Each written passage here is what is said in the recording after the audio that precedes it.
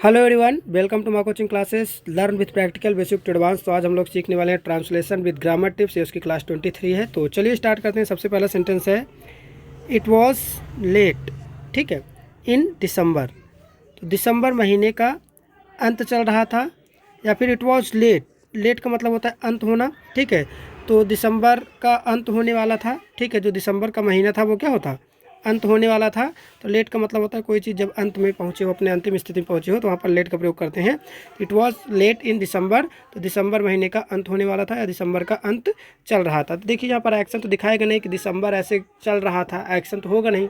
ठीक है, तो यहाँ पर क्या स्टेटिव वर्ब का प्रयोग करके उससे बताया है कि दिसंबर महीने का अंत होने वाला था, सिंपल पास्ट। ठीक है, अगला सेंटेंस क्या है। और आपको पता है कि डेट बतानी हो, ठीक है, या टाइम बताना हो, या फिर महीना बताना हो, तो इट का प्रयोग हम लोग करते हैं। ठीक है, इट का यूज होता है। क्लियर।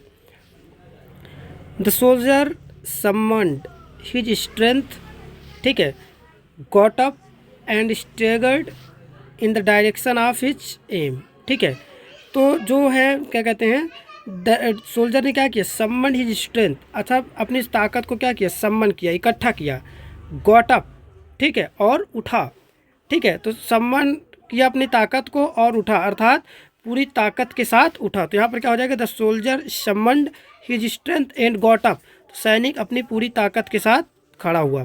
तो ताकत को क्या किया, इकट्ठा किया, सम्मन किया अपनी ताकत को, एंड गॉट अप, और उठा। तो पूरी ताकत के साथ क्या हुआ, खड़ा हुआ। ये इसका 100% है। And staggered in the direction of his aim. और वह अपने, ठीक है, लड़खड़ाता हुआ अपने लक्ष्य की दिशा में आगे बढ़ा। तो वह क्या किया, लड़खड़ाता हुआ अपने लक्ष्य की दिशा में निकल पड़ा या आगे बढ़ा।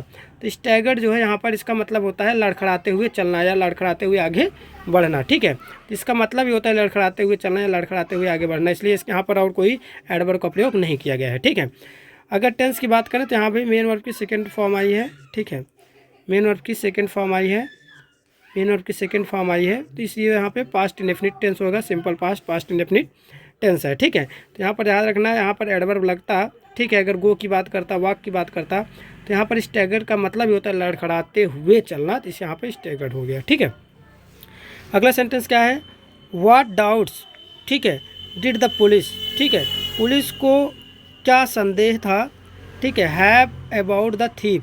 ठीक है, थीप पर। ठीक है, तो व्हाट डाउट डिड पुलिस है, पुलिस को क्या संदेह था अबाउट द थीप, अर्थात थीप पर, चोर पर। तो पुलिस को चोर पर क्या संदेह था। अगर टेंस की बात करें तो यहाँ पर डिड दिख रहा है, फिर मेन वन की फर्स्ट फॉर्म दिख रही है, तो पास्ट इंडेफिनिट टेंस हो जाएगा, सिंपल पास्ट, पास्ट का इंडेफिनिट टेंस है। ठीक है, सबको पता है। ठीक है, और यहाँ पर जो सेंटेंस है वो इनडायरेक्ट इंट्रोगेटिव है कि क्या डाउट था। What doubt did the police है, पुलिस में क्या था, पुलिस को क्या डाउट था अबाउट द थीप, अर्थात थीप के बारे में। तो आपको पता है सबसे पहले क्वेश्चन वर्ड लगा हुआ है। ठीक है, फिर उसके बाद हेल्पिंग वर्ब आती है, फिर उसके बाद सब्जेक्ट आता है।